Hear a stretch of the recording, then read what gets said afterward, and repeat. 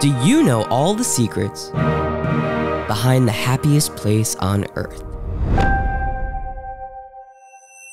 December 5th, 1901. Walt Elias Disney is born in Chicago, Illinois. As a child, Walt always had an interest in animation and storytelling, which really worked out for him, I would say. By the 1920s, Walt moves to California with his brother Roy to start an animation company. In 1928, the brothers release a short film called Steamboat Willie. Now, you can't show it or will be sued immediately, but it introduced the world to a character called Mickey Mouse. And as you almost definitely know, it became a world phenomenon.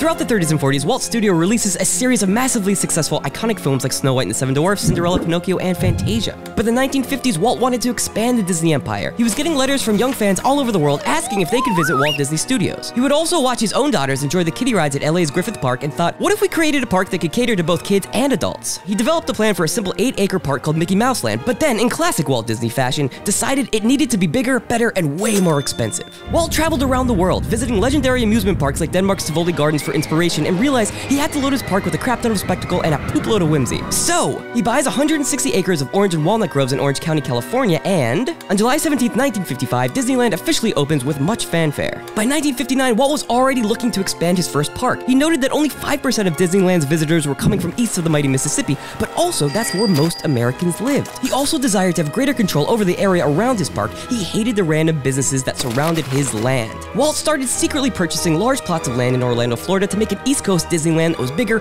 better, and more polished than the original. 1965. Walt announces his grand plan for Walt Disney World, designed not to be a theme park, but a destination, surrounded by golf courses, hotels, and wholesome shopping experiences. It's like a little bubble of happiness tucked away in the Florida swamps. 1966. Walt Disney passes away before he can see his dream fulfilled, is possibly cryogenically frozen, and his brother Roy takes over.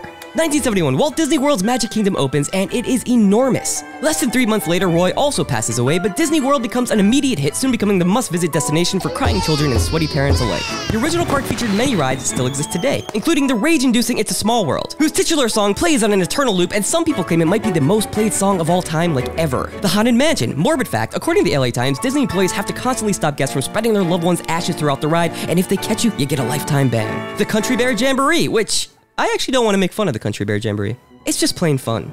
Throughout the 1970s, more classic rides were added to the Magic Kingdom gauntlet, including the then Johnny Deppless Pirates of the Caribbean and the always Johnny Deppless Space Mountain. 1982, as the park exploded in popularity, a second themed area opens, Epcot. This stands for Experimental Prototype Community of Tomorrow, and originally, Walt Disney envisioned this as an actual utopian community that people could actually live inside. It was Walt's vision of what the future of America could look like.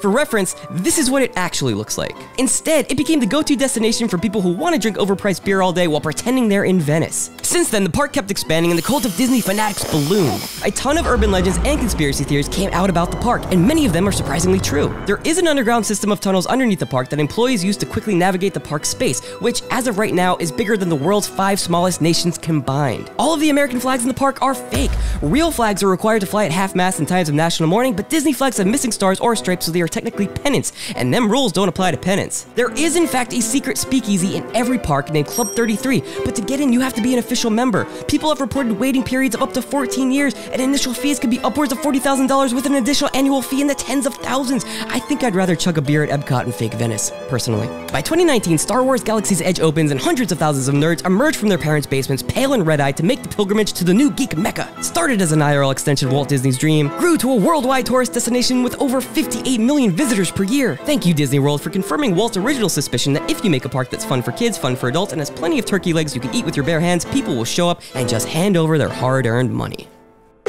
Alright, thank you so much for watching this season of History Of. Remember to subscribe to Thrillist, like this video, share it with your friends, comment on what you liked about this video, and why not watch it again? You might have missed something.